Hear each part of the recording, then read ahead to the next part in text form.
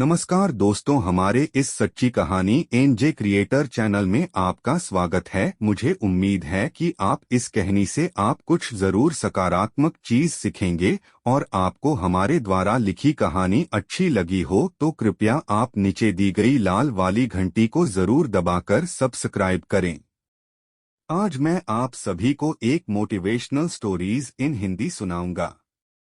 इस motivational story में बहुत अच्छा एक संदेश दिया गया है जो आपको आपकी जीवन में बहुत काम आएगी। दुनिया में दो तरह के लोग होते हैं। एक वे जो छोटी सी प्रॉब्लम आने पर घबरा जाते हैं और दुखी हो जाते हैं। दूसरे वह लोग होते हैं चाहे कितनी भी बड़ी मुश्किलें उनकी जिंदगी में आ जाएं, लेकिन वह हमेशा खुश रहते हैं। हर प्रॉब्लम में अपने आप को संभाल लेते हैं। एक वे जो जिनके पास सब कुछ होते हुए भी लेकिन फिर भी वह हमेशा दुखी दिखते हैं। आपको हमेशा वे दुखी ही मिलेंगे। और दूसरे वे जिनके पास कुछ हो या ना हो लेकिन वह आपको हमेशा खुश दिखते हुए मिलते हैं, मुस्कुराते हुए मिलते हैं।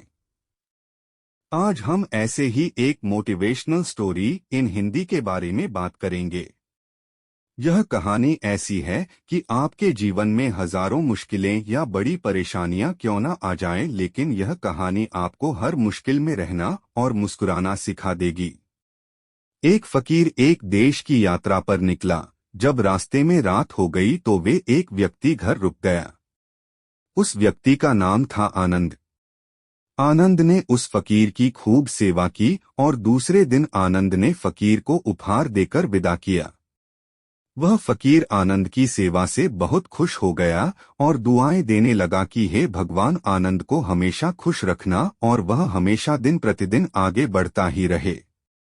इस बात पर आनंद हंसने लगा और फकीर से आनंद बोला, हे फकीर, जो है वह भी अब नहीं रहने वाला।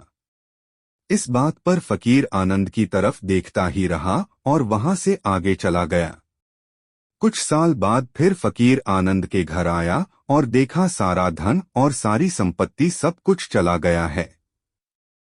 आनंद एक गांव के ही बड़े जमींदार के यहाँ नौकरी कर रहा है। वह फकीर आनंद से मिलने के लिए वहां चला गया। आनंद ने उस अभाव में ही उस फकीर का स्वागत किया और झोपड़ी में ही फटी चटाई पर ही बैठाया। उसके पास खाने के लिए जो रूखी सूख रोटी थी वह खाने के लिए फकीर को दे दिया। जब फकीर वहां से जाने लगा तो उसके आंख में आंसू था और फकीर कहने लगा, हे भगवान, तुमने यह क्या किया? तो आनंद फिर हंसा और कहने लगाया, अरे फकीर, तू क्यों दुखी हो रहा है? ईश्वर हमें जिस हाल में भी रखें हमें हमेशा खुश रहना चाहिए, उसे धन्यवाद देना चाहिए। समय सदा बदलता रहता है और इतना ही नहीं, यह भी नहीं रहने वाला है। इस पर फकीर सोचने लगा कि मैं तो केवल वेश से ही फकीर हूँ, लेकिन सच्चा फकीर तो तुम हो आनंद। कुछ साल बाद फकीर फिर से यात्रा पर निकला और आनंद से मिला और देखा तो देखता ही रह गया, क्योंकि सब कुछ बदल चुका था। आनंद अब जमींदारों का जमींदार बन चुका था। उसे मालूम हुआ आनंद जिस जमींदार के यहाँ नौकरी कर रहा था उसकी कोई संतान नहीं थी और अपनी सारी संपत्ति और जायदाद आनंद को दे दी। फकीर बहुत खुश हो गया और आनंद से कहा, अच्छा हुआ वह जमाना गुजर गया, भगवान करे अब तुम ऐसा ही बना रहो। यह सुनकर आनंद फिर हंसने लगा और कहने लगा, फकीर, अभी भी तेरी नादानी बनी हुई है। फकीर ने फिर आनंद से पूछा, क्या यह भी नहीं रहने वाला? तो आनंद ने उत्तर दिया, हाँ, या तो यह चला जाएगा या फिर इसको अपना मानने वाला ही चला जाएगा। यहाँ पर कुछ भी रहने वाला है ही नहीं। अगर कोई चीज शाश्वत है तो वह है हमारी आत्मा, वह है हमारी मन की शांति, वह है हमारे मन का सुकून, और बाकी जो कुछ भी है वह हमेशा रह ही नहीं सकता। फकीर ने आनंद की बातों को बहुत ही ध्यान से सुना और वापस चला गया। जो होता है उसे स्वीकार करो। कुछ सालों के बाद फिर फकीर जब उस गांव से गुजरा तो आनंद का महल तो है लेकिन उसमें आनंद ही नहीं है। उसमें कबूतर गुटरगू कर रहे हैं। आनंद अब इस दुनिया में नहीं रहा, उसकी मृत्यु हो चुकी थी। वह फकीर मन ही मन सोचने लगा कि यह एक इंसान जिंदगी भर कितना दौड़ता रहता है और रोता रहता है, दुखी होता रहता है। जिन चीजों के लिए इंसान तड़पता रहता है, दुखी होता रहता है, वास्तव में वह चीज जो हमेशा रहने वाली है ही नहीं, वे सारी चीजें बदलने वाली है।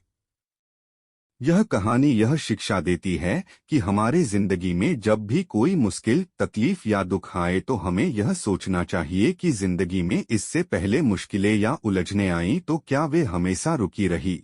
जैसे सारी मुश्किलें आकर चली गई वैसे ही यह भी मुश्किल चली जाएगी। यह भी हमेशा रहने वाली नहीं है। तो आप हमेशा याद रखिए कि जिंदगी में कितना भी बड़ा दुख क्यों न हो वह हमेशा रहने वाली नहीं है। ये दुख भी चले जाएंगे।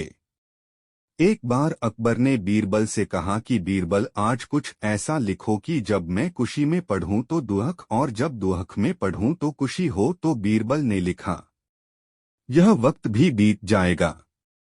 ये एक ऐसा वाक्य है, जब इसे खुशी में पढ़ेंगे तो दुख होगा और दुख में पढ़ेंगे तो खुशी होगा। मुझे उम्मीद है कि आप सभी को आज का यह कहानी बहुत पसंद आया होगा। यदि पसंद आया हो तो कृपया आप तो दोस्तों आपको ये कहानी कैसी लगी? आप हमें कमेंट बॉक्स में जरूर बताएं और सबके साथ में शेयर जरूर करें। बहुत बहुत धन्यवाद।